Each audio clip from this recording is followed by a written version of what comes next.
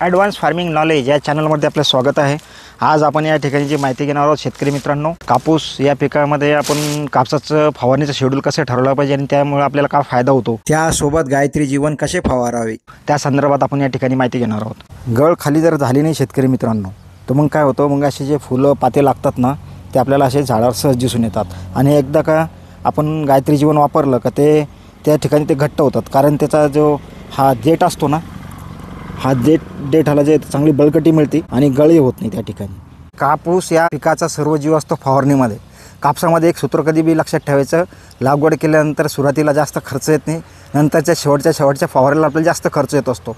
तो जर खर्च आपल्याला जास्त टाळायचा असेल आणि जास्त लवकर आपल्याला बोंड बनवायचे असतील तर आपण काय करायचं, 20 दिवसाच्या दरम्यान आपल्याला कापसाची फवारणी झाली पाहिजे, अशा हिशोबाने आपल्याला नियोजन करायचं आहे। अशा पद्धतीने जर आपण नियोजन केलं शेतकरी मित्रांनो, तर कापसाला जास्त जे येतो कोकडा येतो, मावा, तुडतुडे, फुलकिडे याचा जो अटॅक होतो त्याच्यापासून आपल्याला चांगल्या प्रकारे संरक्षण करता येतं। आणि जर आपण 20 दिवसाच्या शेड्यूलनं फवारणी केली तर आपण साहजिकच कुठल्याही स्वस्त औषधाचा आपण त्याच्यामध्ये रिझल्ट घेऊ शकतो शेतकरी मित्रांनो। आणि जास्त दिवस झाल्यानंतर जर कापसाची परत क्वालिटी झाडाची खराब झाली तर मग त्याला सुधारण्यासाठी आपल्याला जास्त मेहनत घ्यावी लागते आणि फुलगळ पातेगळ होऊन जाते, मग त्याचा आपल्याला जास्त फायदा होत नाही। त्याच्यामुळे तुम्ही शेड्यूल ठरवून घ्या, 20 दिवसाच्या फवारणीचं एक शेड्यूल ठरवून घ्या, त्याप्रमाणे करा। जास्त अटॅक असेल तर थोडंसं 20 दिवसाच्या 2-3 दिवस पहिले बी फवारणी केली चालेल। अशा पद्धतीने जर आपण फवारणी केली तर आपल्याला कमी खर्चामध्ये चांगलं उत्पादन घेता येतं आणि आपला कापूसही 100% दिवाळीच्या आत कापूस आपला घरात येतो। फक्त सूत्र एकच ठेवायचं, प्रत्येक फवारणीमध्ये गायत्री जीवन वापरत राहायचं। सुरुवातीला जी फवारणी केली होती या ठिकाणी ती उलाल्याची घेतली होती, त्याच्यानंतर आपाची घेतलं होतं दुसरी फवारणीला, आणि या ठिकाणी शेतकरी मित्रांनो तिसरी जी फवारणी घेतलेली आहे ती रॉनफेनची घेतलेली आहे। त्यामध्ये आपण अँट्रोवॉल घेतलेलं आहे, गायत्री जीवन घेतलेलं आहे आणि रॉनफेन घेतलेलं आहे। अशा तिन्हीचे फवारणी या ठिकाणी केलेली आहे, अतिशय चांगले असे रिझल्ट आलेले आहे। कमरावर असेल त्यावेळेस आपण गायत्री जीवन वापरलं तर 10 ml प्रति पंप कमराच्या आसपास। त्याच्यानंतर आपण यावेळेस आता थोडासा डोस वाढून घेतला, आता जी मागची फवारणी झाली आताच 2 दिवसापूर्वी, तर त्यामध्ये आपण 12 ते 15 ml प्रति पंप गायत्री जीवन घेतलेलं आहे या ठिकाणी। गायत्री जीवन वापरल्यामुळं काय होतं शेतकरी मित्रांनो, सर्वात जास्त जो चांगला फायदा होतो ना, तो आपल्याला याच्यावरती दिसतोय आपल्याला क्वालिटी, हा क्वालिटीचा फायदा होतो नंबर 1।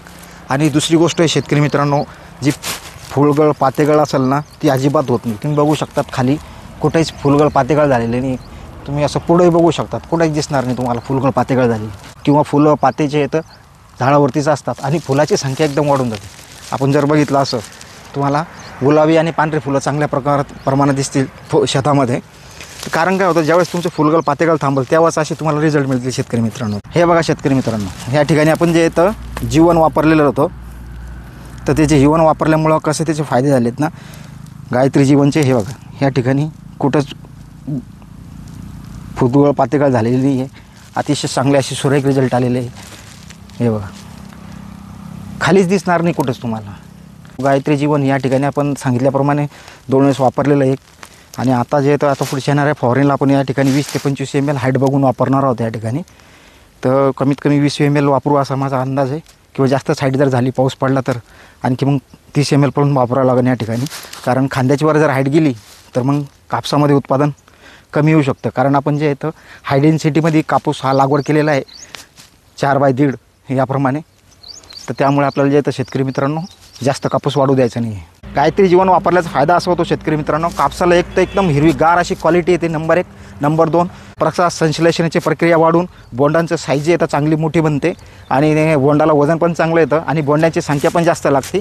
आणि फुलगळ पातेगळ याच्यावरती हा आता अगदी रामबाण उपाय आहे गायत्री जीवन हा आहे। त्याच्यासाठीच आपल्याला वापरायची जी पद्धत आहे ना, सुरुवातीला कमराडोला असेल तर 10 ml वापरा, त्याच्यानंतर जरा वरती असेल तर 15 ml वापरा, आणखी जास्त वाढ होत असेल तर 20 ml वापरू शकतो, किंवा आपल्याला हाईटच थांबवायची तर 25 ml 30 ml सुद्धा आपण त्या ठिकाणी वापरू शकतो। अशा पद्धतीने याचा जर वापर केला आपल्याला त्या ठिकाणी जास्त फायदा होईल। परंतु सुरुवातीनेच जर वापरलं सुरुवातीपासून गायत्री जीवन तर शेतकरी मित्रांनो जास्त फायदा होतो, कारण काय तुम्हाला डोस जास्त वाढवावा लागत नाही आणि फुलगळ पातेगळची समस्या फार कमी येते। तुम्ही बघू शकतो शेतकरी मित्रांनो कुठंच फुलगळ पातेगळ झालेली नाही, अजिबात झालेली नाही। आणि कारण की काय आहे, फुलगळ पातेगळ जर नाही झाली तर आपल्या याच्यावरती जे आहे ना तसे बोंड जे आहेत ना बनून जातात। हे बघा बोंड दिसतील तुम्हाला, पूर्ण बोंड बनत आहेत, कुठंच फुलगळ पातेगळ झालेली नाही। हे रिझल्ट आहेत शेतकरी मित्रांनो। हे बघा लाईनीने बोंड बनत आहेत, हे बघा कुठे बघू शकतो आपण असं। हे बघा लाईनीने बनत आहेत, फुलगळ पातेगळ न झाली तर आपल्याला अशी लाईनीनं बोंड मिळतात। कुठेही बघू शकतो शेतकरी मित्रांनो आपण असं फुलं पाती भरपूर असते आणि गळ होत नाही. हा त्याचा गायत्री जीवन वापरल्याचा फायदा आहे. कुठल्याही औषधावर गायत्री जीवन 10 ते 15 ml जशी वाढ असेल त्याप्रमाणे तुम्ही त्याच्यात मिक्स करत चाला.